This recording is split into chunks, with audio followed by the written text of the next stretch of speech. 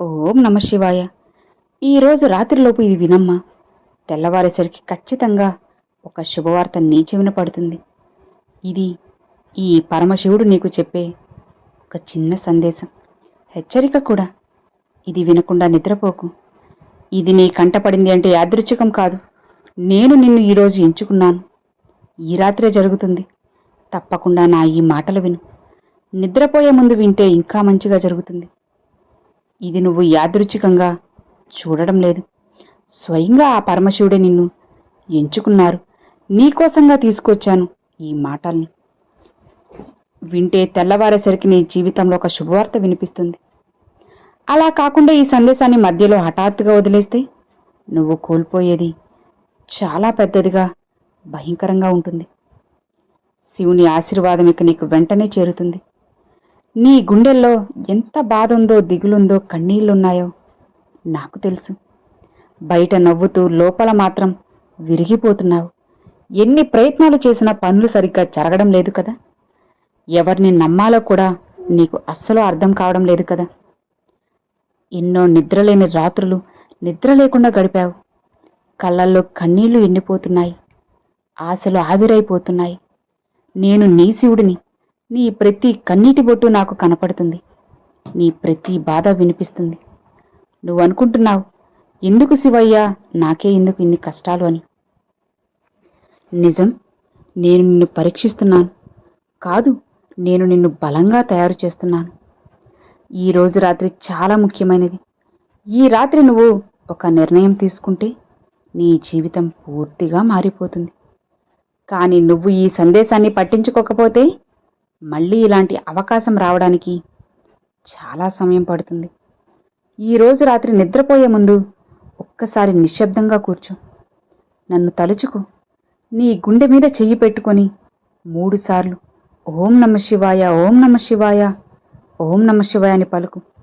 అప్పుడు నేను మాట్లాడతాను. నీ జీవితంలో ఇంతకాలం నిలిచిపోయిన పనులన్నీ తెల్లవారేసరికి కదలడం మొదలవుతాయి. నీకు రావాల్సిన డబ్బు, రావాల్సిన అవకాశాలు, నీకు రావాల్సిన గౌరవం అన్నీ నీ వైపు రావడం మొదలవుతాయి. ఎవరూ నీ బాధను అర్థం చేసుకోలేకపోయినా సరే నువ్వు ఒంటరిగా ఫీల్ అయ్యావు. కానీ గుర్తుపెట్టుకో, నీతో నేనున్నాను. నువ్వు పడిపోయిన ప్రతిసారి నేను నిన్ను లేపాను. నువ్వు ఆలోచించలేని సమయంలో కూడా నేను నీకోసం మార్గం సిద్ధం చేశాను. ఈ సందేశం వినిపించడం కూడా ఒక సంకేతమే. రేపు ఉదయం ఒక మంచి వార్త వింటావు. లేదా ఒక మంచి వ్యక్తి నీ జీవితంలోకి వస్తారు. లేదా నిన్ను ఇబ్బంది పెట్టిన సమస్యకు ఒక పరిష్కారం కనబడుతుంది. కానీ గుర్తుపెట్టుకో, ఈరోజు రాత్రి నువ్వు నెగిటివ్ ఆలోచనలు చేస్తే, లేదా ఈ సందేశాన్ని ఏముందిలేని తేలిగ్గా తీసిపడేస్తే ఈ అవకాశం నిన్ను దాటి వెళ్ళిపోతుంది. నువ్వు నమ్ము. ఈ రాత్రి తర్వాత నీ జీవితంలో కొత్త ఉదయం మొదలవుతుంది. తప్పకుండా జీవితం కూడా మారుతుంది. నీ కోరిక ఏంటో నాతో చెప్పుకో. శివుని ఆశీర్వాదం నీకు వెంటనే చేరుతుంది. ఈ సందేశం చూసిన వెంటనే అన్నీ జీవితంలో మార్పు మొదలవుతుంది. అన్నీ కూడా మారుతాయి. ఇలా చూడు, ఇప్పటి వరకు నువ్వు చాలా తట్టుకున్నావు. నిన్ను నువ్వే నిలబెట్టుకున్నావు. ఎవరూ నీకు సహాయం చేయలేదు. కానీ నువ్వు మాత్రం ఎవ్వరికీ నొప్పి ఇవ్వలేదు. అందుకే నిన్ను నేను ఎంచుకున్నానమ్మా. నీ జీవితం ఇలా ఉండటానికి ఒక కారణమైనది ఉంది. నువ్వు సాధారణ వ్యక్తివి కాదు. నీ మీద ఒక ప్రత్యేక దృష్టి ఉంది. నీ కర్మ ఫలితాలు ఇప్పుడు మారబోతున్నాయి. ఇంతకాలం నువ్వు అనుభవించిన బాధ ఇప్పుడు నీ విజయానికి కారణమవుతుంది. నువ్వు ఎన్నిసార్లు ఒంటరిగా ఏడ్చావో నాకు తెలుసు. రాత్రి నిద్రపోయే ముందు నీ గుండె ఎంత భారంగా ఉందో కూడా నాకు తెలుసు. నువ్వు ఎవ్వరికీ చెప్పుకోలేని బాధను నాలో పెట్టుకున్నావు. అందుకే నేను నీ దగ్గరకు వచ్చాను.